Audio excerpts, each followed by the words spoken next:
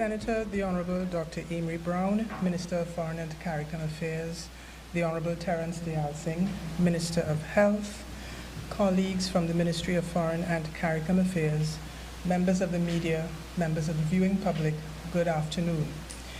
I am Rachel Toussa, Permanent Secretary, Ministry of Foreign and CARICOM Affairs, and I welcome you to today's media conference.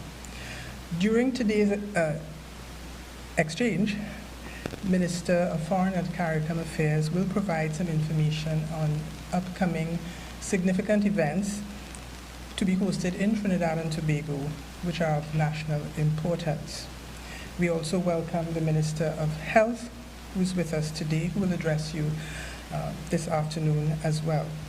At this point, without further ado, I invite Senator the Honorable Dr. Amery Browne to address you. Thank you.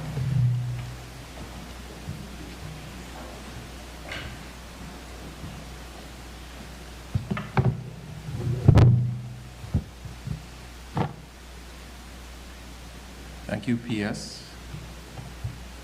My colleague, the Honorable Terence Dayal Singh, Minister of Health, Republic of Trinidad and Tobago, Ms. Rita Toussa, Permanent Secretary, Ministry of Foreign and CARICOM Affairs, staff members of the ministry, members of the media, and through you, members of the national community. Good afternoon to each and every one of you. Today's media conference is an opportunity to provide an update to the national community on some key developments that will be taking place over the next 2 months. The months of July and August will be very important for the diplomatic engagement and contact of the Republic of Trinidad and Tobago, and we are hosting some very important events. And I will provide some details on those. The first has already been introduced to the national public, and that is Trinidad and Tobago's role as host of the 45th Conference of Heads of Government, Caribbean Community, and the 50th anniversary celebrations of the Caribbean Community, CARICOM. These important events will take place right here in Port of Spain, Trinidad and Tobago, and will bring together the leadership of CARICOM as well as a number of delegations and special guests that will be joining us here in Trinidad and Tobago on this Golden Jubilee occasion.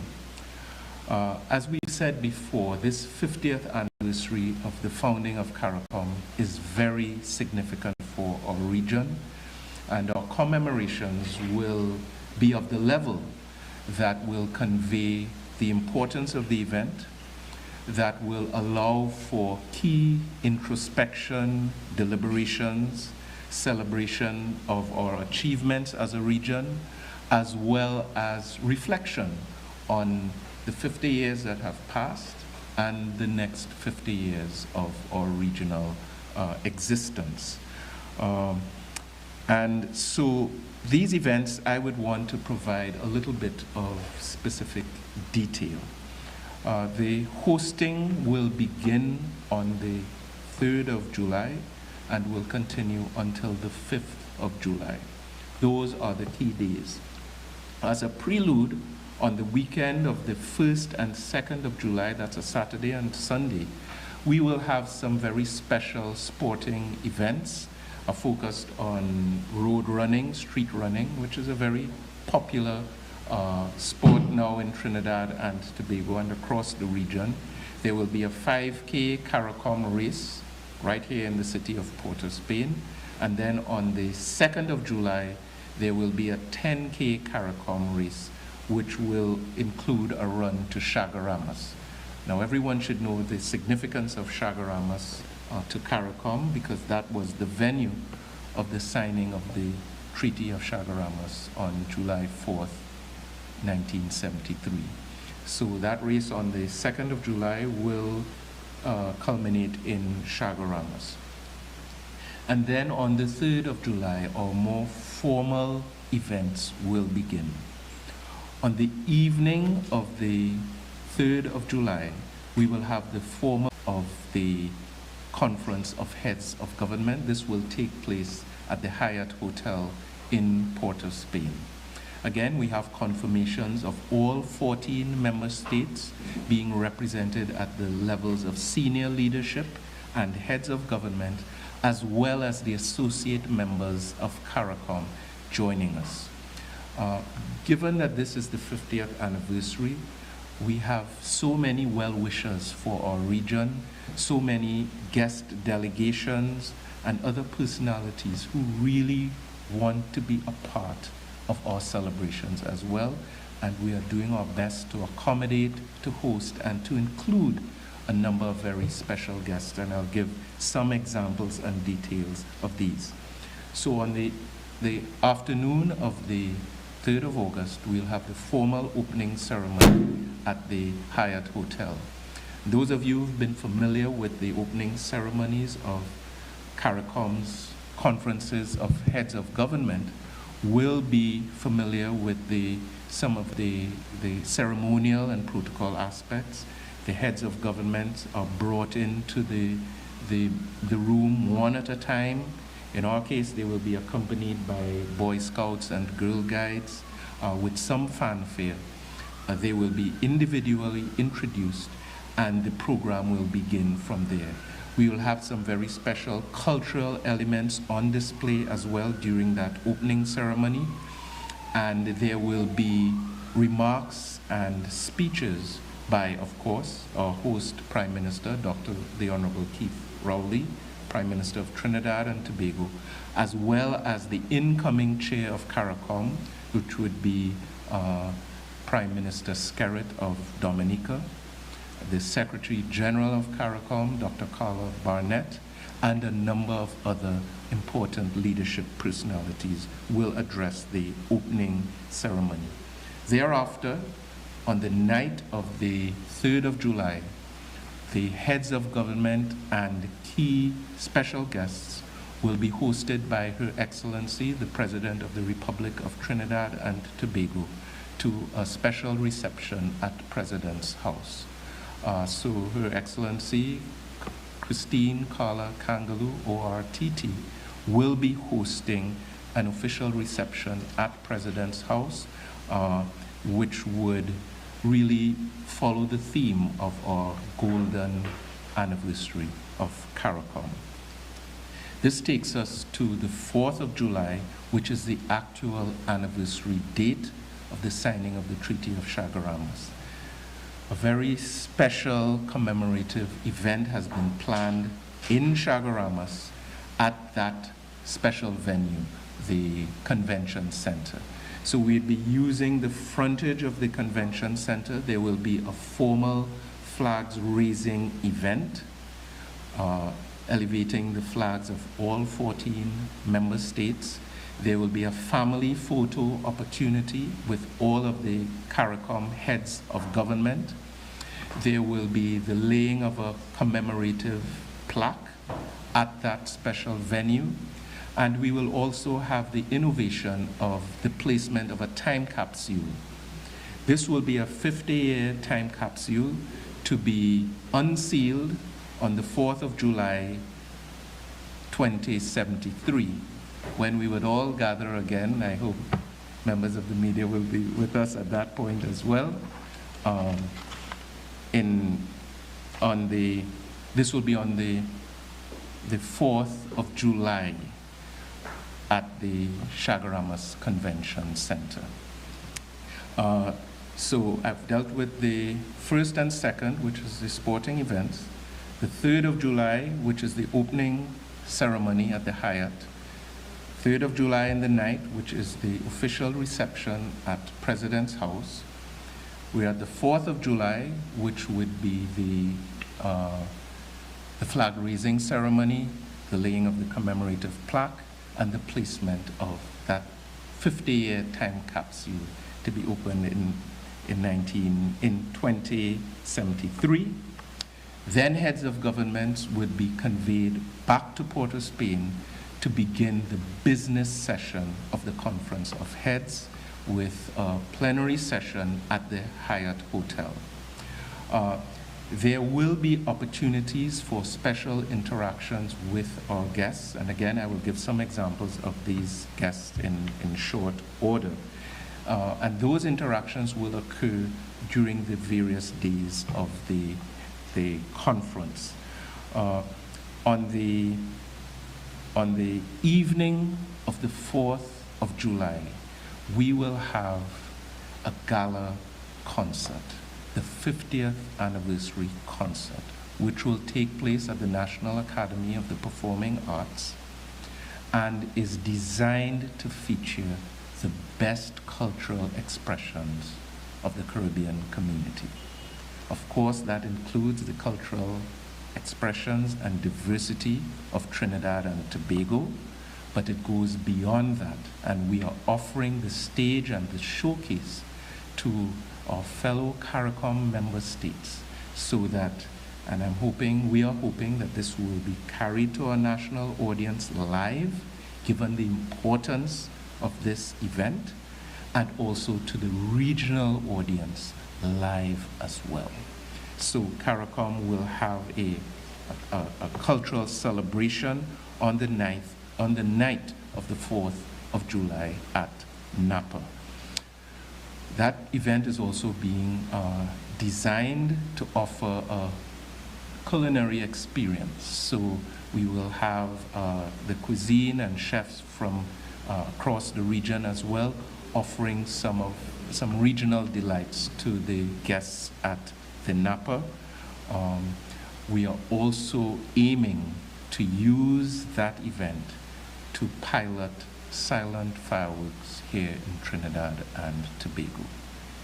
Once that goes smoothly, as we anticipate, we can look forward to future uses of that innovation and technology with its benefits that are well known at this time.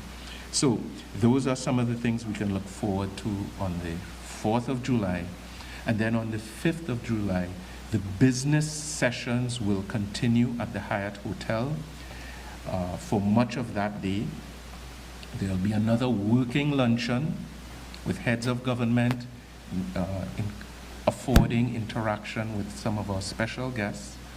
And then there is the caucus of heads of government, which will take place on the afternoon of the 5th of July at the Diplomatic Center, hosted by Prime Minister Browne. At the end of the caucus is usually the heads of government, most often +1, usually the foreign minister, this group would gather for several hours to consider and review particular sensitive matters of relevance and importance to our community. At the end of the caucus, there will be a media conference, which would include host Prime Minister Dr. Rowley, as well as the chair of CARICOM, Prime Minister Skerrit, and the Secretary General of CARICOM, and possibly an additional element of our regional leadership. At the end of all of that, there will be an official dinner hosted by Prime Minister Rowley at the Diplomatic Center.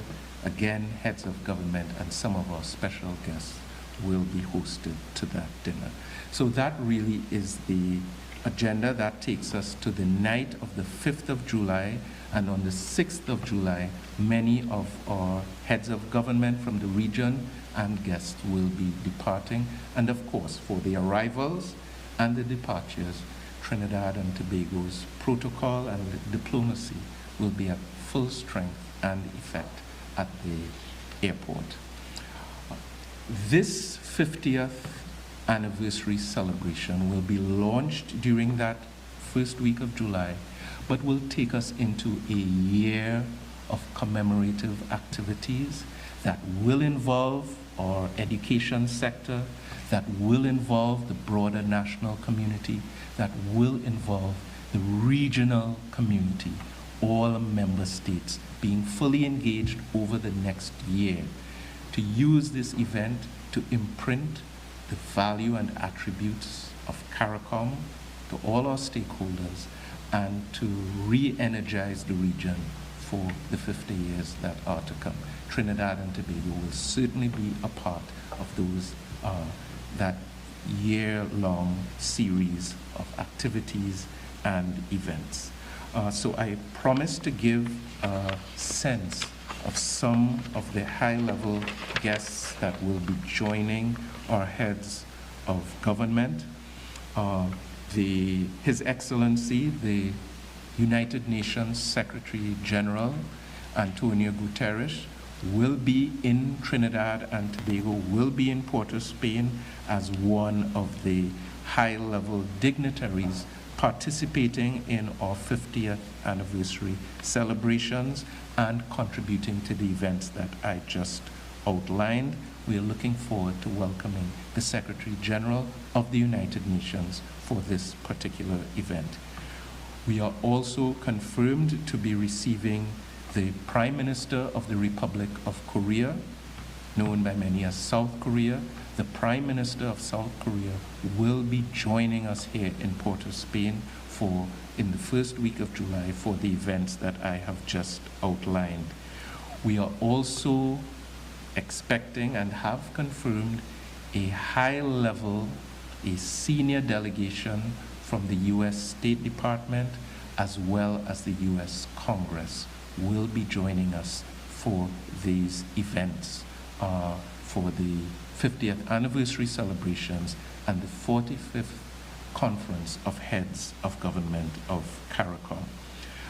We will have the virtual participation of the Minister of Industry and Advanced Technology, who is the President-designate of COP28. He will be participating virtually in our commemorations. We have also confirmed a very high-level representative of the government of the People's Republic of China. Her Excellency, the Assistant Minister of Foreign Affairs of China, will be one of our very special guests during these celebrations and the 45th Conference of Heads of Government. There are some others as well. We're working on some confirmations, and in the next few days, I look forward to being able to provide some updates with respect to the guests that would be joining us for that event. So I've outlined some of what we can anticipate.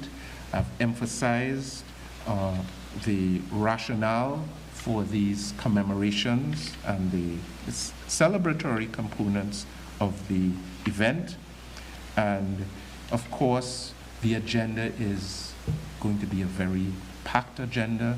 There are many areas that our heads of government will be focusing on here in Port-of-Spain, including climate change, including the crisis in Haiti, including financing for development, the Bridgetown Initiative and other such components, including regional food security, and of course, including the issue of energy security and continuing deliberations on security and crime as a public health concern. All of that is condensed into the business component of the agenda of this Heads of Government Conference. So that's part one. And that takes us into July. Now, I mentioned August a short while ago because it really is 2 months of intense activity on the diplomatic front. I also want to use this media conference to signal to to inform the national community that Trinidad and Tobago will be welcoming royalty for our Emancipation Day celebrations this year, the 2023 Emancipation Day celebrations. We will be welcoming royalty from Africa, from the Republic of Ghana, the King of Ashanti, Asantehene Otumfuo Osei Tutu II. I said that very carefully to get his name correct. He is the King of Ashanti, a very important member of royalty of the Republic of Ghana, who will be our chief guest for Emancipation Day celebrations in Trinidad and Tobago. The King will arrive on the 30th of July and will be part of a series of activities and events taking us to the 4th of August, when he will leave Trinidad and Tobago. This is in response to an invitation extended by Prime Minister Dr. the Honorable Keith Rowley, to which the King of Ashanti responded positively in March of this year. And the King has been in place. He acceded to the throne in 1999. He's been in place for many years now and was one of the hosts to Dr. Rowley's visit to Ghana in 2020. So this is, in a sense, a return of that hospitality, that accord, that regard that was shown to our Prime Minister when he visited Ghana, and now we are receiving the King of Ashanti here in Port of Spain as the chief guest and celebrant at our Emancipation Day events. Once again, the best of our protocol, the best of our diplomatic reception will be on display, as well as the culture and the hospitality and the warmth of Trinidad and Tobago. From the Ghanaian side, there is an intention that this visit of royalty to our country will serve to further strengthen the ties that bind us. The cultural and historical connections have been long-standing and very important to both nations, and this royal visit will further solidify that relationship. I will give some details of a very intense agenda that we have been planning in association with His Royal Majesty, the King of Ashanti, and very importantly, led here in collaboration with the Emancipation Support Committee of Trinidad and Tobago. So His Majesty will arrive in our country at the South Terminal at Piarco on Sunday, the 30th of July. He will immediately proceed to a special event hosted by the Emancipation Support Committee at the Emancipation Village at the Queen's Park Savannah, which will be an evening of jazz and pan. So already that cultural exposure will take place on the evening of Sunday, July 30th. On the morning of Monday, July 31st, His Royal Majesty will be paying courtesy calls on Her Excellency, the President of the Republic of Trinidad and Tobago, and another courtesy call will be paid on the Prime Minister of the Republic of Trinidad and Tobago. Then His Majesty, on the morning of the 31st of July, will be hosted by the Emancipation Support Committee at a trade and investment symposium, which is designed to bolster trade and investment between Africa and the Caribbean as a whole. And there will be some support from the Ministry of Trade and Industry in such an event. On the evening of Monday, 31st July, His Royal Majesty will be hosted to a dinner at the Diplomatic Center.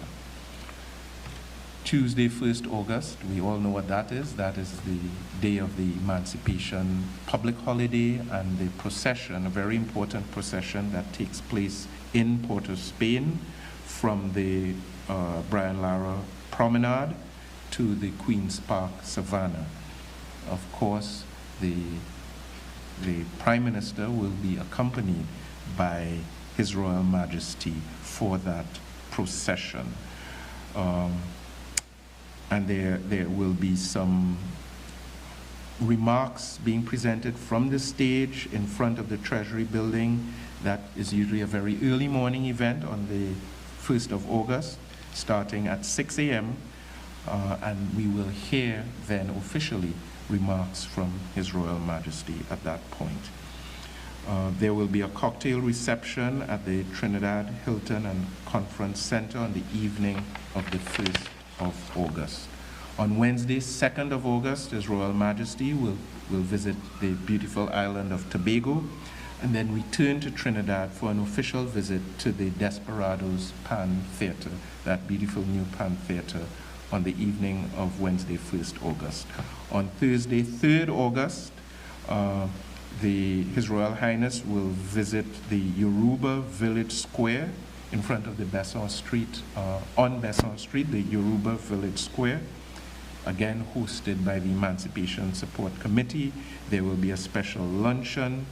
We are arranging a distinguished lecture by the King of Ashanti at one of our the faculty of one of our local universities. More details will be shared on this, but we will hear from him formally on such an occasion. And then on the evening of Thursday, 3rd of August, we are planning a cultural program at NAPA, the National Academy of the Performing Arts. On the final day, Friday, 4th of August, His Royal Majesty will participate in a tour of the Point Lisas Industrial Estate, and then will proceed to the South Terminal of Piarco, where he will depart our shores after what we anticipate, what clearly will be a very intense but very important agenda, joining us as the official guest for our emancipation celebrations, but also engaging in a series of diplomatic and cultural contacts and exposures designed to really pay respect to the importance of this visit and to further cement the strong ties that bind Trinidad and Tobago and Africa, Trinidad and Tobago and Ghana, Trinidad and Tobago and the Ashanti region. So I've provided some detail, specificity, and outline of these next 2 months, the role of the Ministry of Foreign and CARICOM Affairs, and the role of the government and people of Trinidad and Tobago in these upcoming 2 months of very important diplomatic contacts, events, exposures, and hostings. This is being presented very transparently, and there will be the opportunity for questions and any interactions or clarifications that might be sought. So I'm going to be guided now with respect to whether we should take the questions now. I know we also would wish to hear from my distinguished colleague, the Minister of Health. So I think the best thing, not to keep the Minister of Health waiting much further, let's hear from my colleague, and then we would open the floor for questions to both ministers. Thank you very much.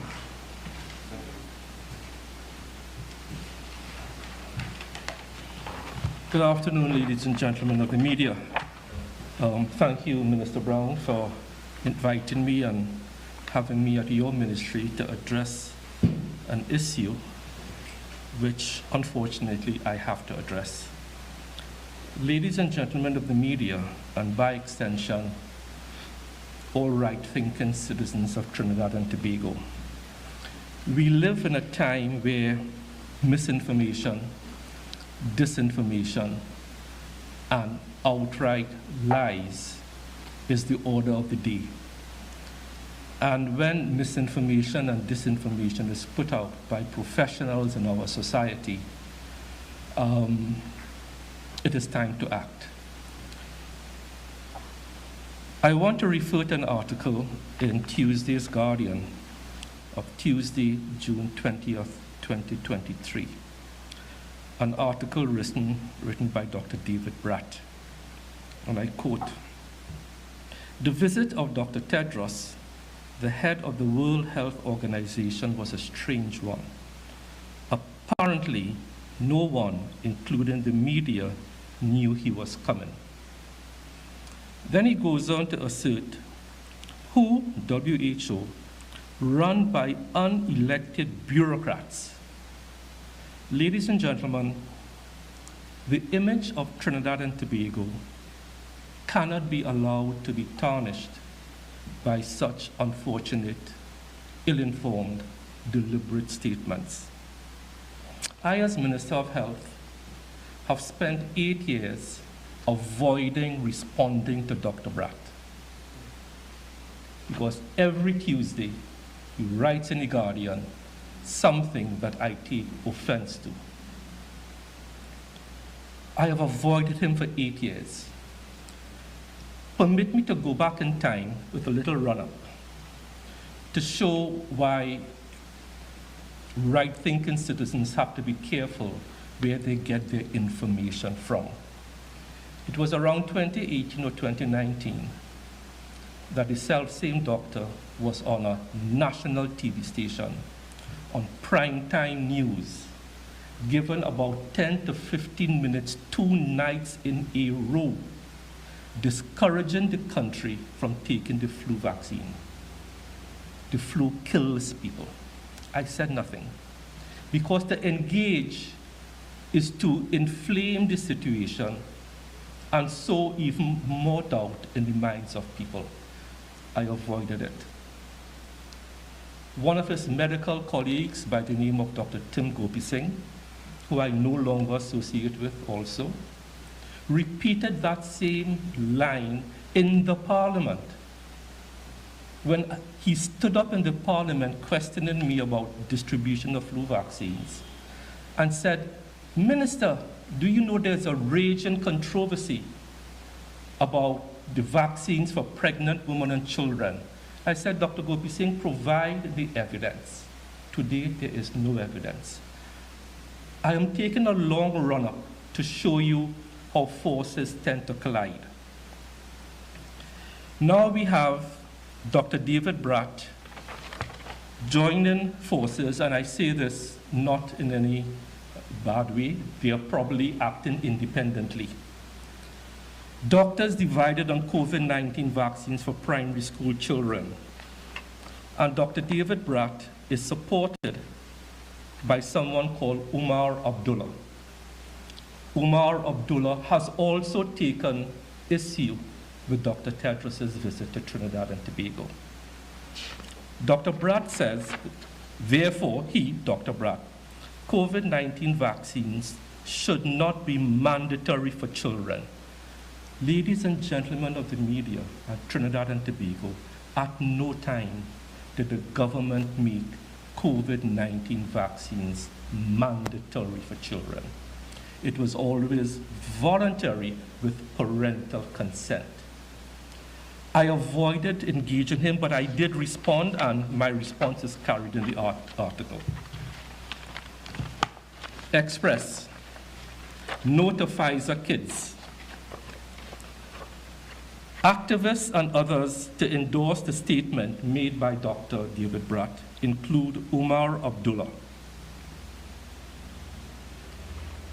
Today, both gentlemen, Umar Abdullah and Dr. David Bratt, I would assume working independently of each other, have taken issue with some secret visit to Trinidad and Tobago of Dr. Tedros. Let me give you the chronology of events. I was in Geneva for the WHA Assembly. I sent out a press release whilst I was in Geneva, carried on May 29, 2023. It is carried in the Express. And I quote, during his visit to the WHA Assembly, Dayal Singh met with Director General of the World Health Organization, Dr. Tedros, and presented him with a letter of invitation from the Prime Minister, Dr. Keith Rowley, to visit Trinidad and Tobago at his earliest convenience. The country was alerted to the possibility that Dr. Tedros will in fact visit Trinidad and Tobago, May 29, 2023. We worked feverishly with Dr. Tedros and his team because Dr. Tedros, as you know, would have come down to the SIDS conference in Barbados. And we were trying to get him here. We worked with his office in Geneva, PAHO in Barbados, PAHO Trinidad, Ministry of Foreign and CARICOM Affairs, and the OPM. And Dr. Tedros came into the country at midnight on the night of Tuesday into Wednesday of last week, which was the 14th. He landed here at 11:35 p.m. on Wednesday the 14th. Less than 10 hours later, the Office of the Prime Minister invited the media to a media reception at the Diplomatic Center to hold bilateral talks. The media was alerted. This is it here. But before that bilateral talk took place, Dr. Tedros and myself participated in a roundtable discussion from Trinidad. We went into Barbados virtually. Media were present, and Dr. Tedros and myself participated openly in front of local media and regional media and international media from 9 a.m. to 10 a.m. This is less than 12 hours after he landed in Trinidad and Tobago. And it was covered in the media. How do I know? I got calls from the media asking me questions about my presentation and Dr. Tedros's. So the media was informed. We then went to the Diplomatic Center, where Dr. Tedros was hosted on the invitation of the Honorable Prime Minister in bilateral talks between around 9:30 to 10. We then proceeded to the aforementioned publicly advertised press conference, at which local print and electronic media were present. And there was a very good interaction between both leaders, the Honorable Prime Minister and Dr. Tedros. I remember jokingly Richard Khan asked the first 3 questions and he said, I'm going to stop hogging the questions, let other people ask now.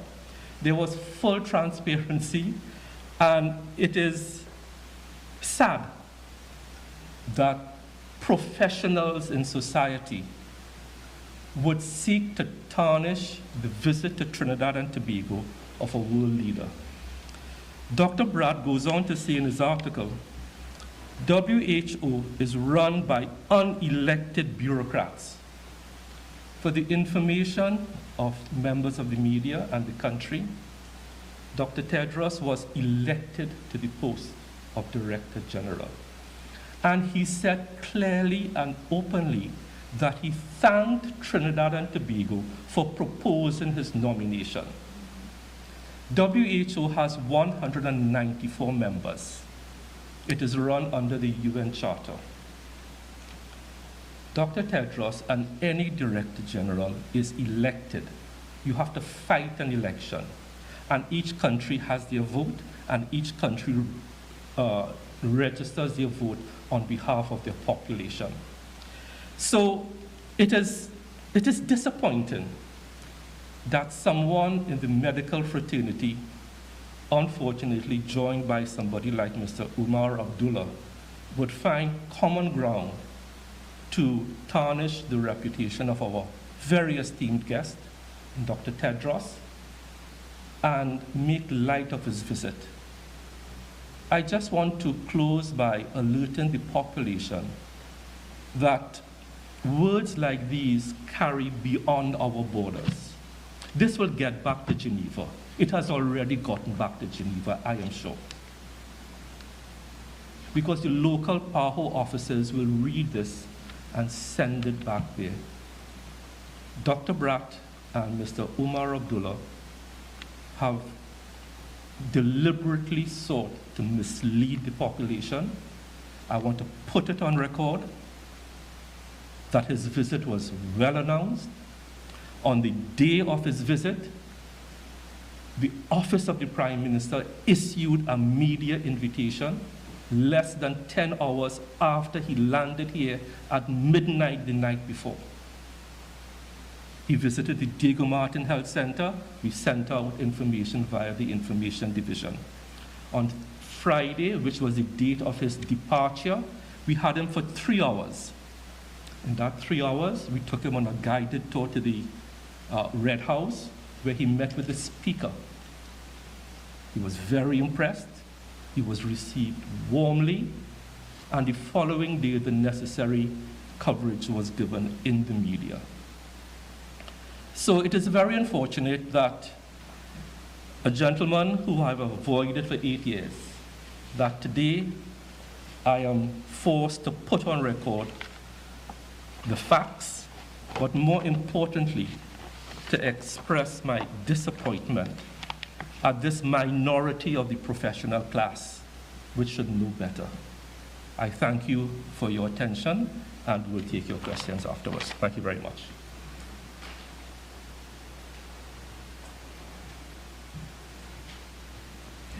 Thank you, Minister. And now I invite members of the media to pose any questions that they may have on the issues raised this afternoon.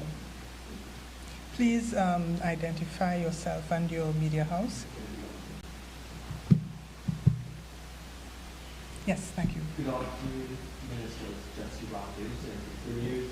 I'll just start with you, Minister Jelsin. You would have alluded to the fact that the misinformation by Dr. Browne, Minister of Health, can make its way to Geneva, and based on your knowledge, based on your expertise, how damaging or what can be some of the consequences as a result of that reaching? Yeah, so thanks. That's an excellent question. Look, trust is something that is built up over time. Sometimes it takes decades, hundreds of years, but trust is also something that could evaporate in an instant. I will be communicating directly with Dr. Tedros to offer some explanation and possibly an apology. It is the right thing to do, because our relationship with these global bodies as a small island developing state is important. We depend on them for technical expertise, sometimes for funding. And our stature cannot be allowed to be diminished by persons like this. So we'll be taking the necessary action to restore our image in the eyes of WHO and Dr. Tedros in particular. Are you concerned that there may be persons in society who may have perhaps an agenda in this day and age still? Are you concerned with that agenda that can perhaps be very damaging to our society? Yes. So that's why I took a little run-up to give you the chronology of events of this particular gentleman and his stance against vaccines, his support by Mr. Umar Abdullah, another person who does not have the interest of Trinidad and Tobago at heart. And it's par for the course now. But the issue we are going to face is, do we respond every single minute to every single dog bark? But today, this week, a line has been crossed. And as I said, I have not engaged Dr. Bratt for 8 years. But a line has been crossed because our international image has been damaged. And I will do everything in my power to protect that. Sure? You spent some time, a considerable amount of time, addressing misinformation on that factor. I just wanted to weigh in on a recent claim made by an activist, Mr. Randall Amery, who would have accused you along the lines of being racial bias and intimidation on behalf of people with medical opportunity on several occasions for their racist remarks. I know the ministry that initially took up a comment on this, but yeah, thanks. Yes. So when I first became Minister of Health, so let me say, interns are employed by the Ministry of Health. They are paid for by the Ministry of Health and are so under our management until they are no longer interns, and they progress to either their private practice or become house officers. You may recall there were about 3 incidents where interns broke their codes of conduct. What Mr. Eversley did was to forget that some of the other interns belong to the country that is Trinidad and Tobago, and not one particular race. But he picked out one particular individual to give credence to a narrative that I was being racial, because why? I fired one, forgetting that I also dealt with another one who was of a different racial persuasion, conveniently, and trying to link it to my exoneration of Dr. Avinash Saw. Dr. Avinash Saw is a medical practitioner in private practice, and I had to put out a release to combat that misinformation that his disciplinary matters fall under the medical council. But no one was going to the medical council for an explanation. Everyone was coming to me. Let me put on the record that when we seek to bring the racial bogey into our discussions, conveniently, a country could descend into internecine warfare. And countries that go down that path find it difficult to reinstate harmony. Mr. Wendell Eversley conveniently forgot that other interns of another racial grouping were also similarly disciplined, but that will not suit his narrative. He chose one. And that is a danger in our society today, where that misinformation, disinformation, and I said, and I'm sorry to be undiplomatic in the Ministry of Foreign and CARICOM Affairs, outright lies. So I'm hoping that, that what I'm saying today, once again, clarifies the issue. Any more questions for either Minister Dialsing or Minister Browne? So allow the PDP is Mr. Browne. This you didn't mention anything about independence. Is anything visits or anything like that for independence as well? And secondly, for me, I'm not sure if you could speak to this, but collaboration with police for these events and so on, has any collaboration with the police? Thank you very much. Are you hearing me clearly?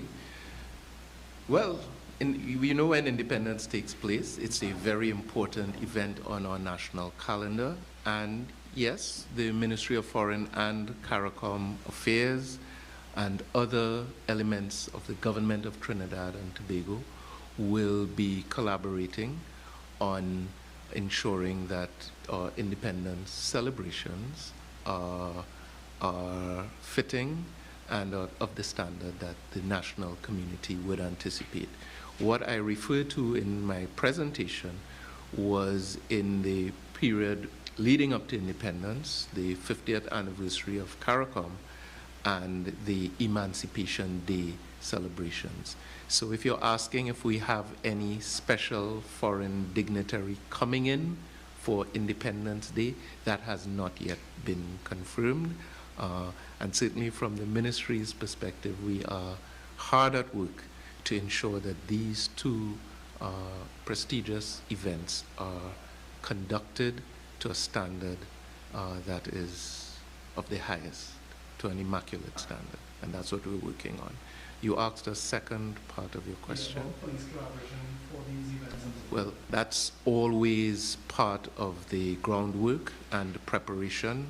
We have been working extremely closely with the Ministry of National Security, and you would anticipate when you are dealing with such high-level guests, diplomats, global leadership, there is a certain degree of both the ceremonial aspect, the escorts, etc., but also to ensure that the venues are properly secured and that our guests feel valued and safe while here in Trinidad and Tobago. And that's a standard part of the ministry's planning of such events. Thank you very much.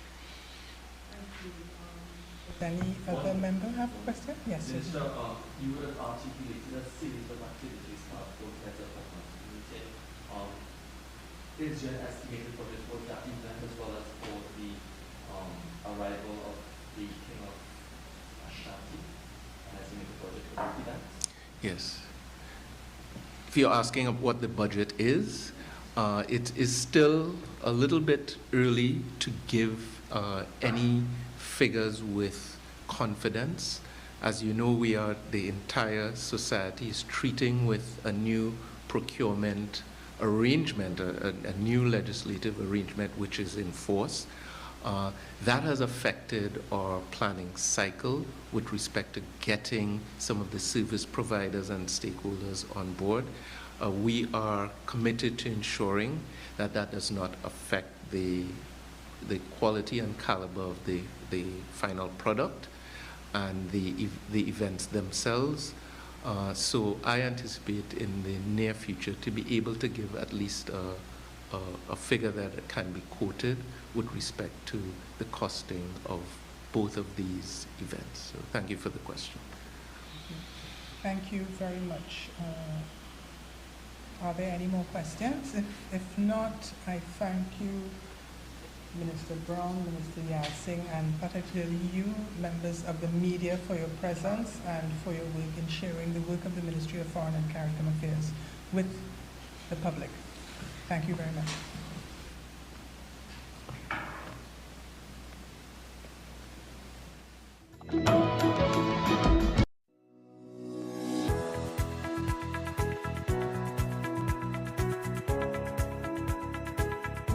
Emergencies can happen at a moment's notice. Mobility, hearing, learning, or seeing disabilities can create specific needs that individuals need to address to be able to respond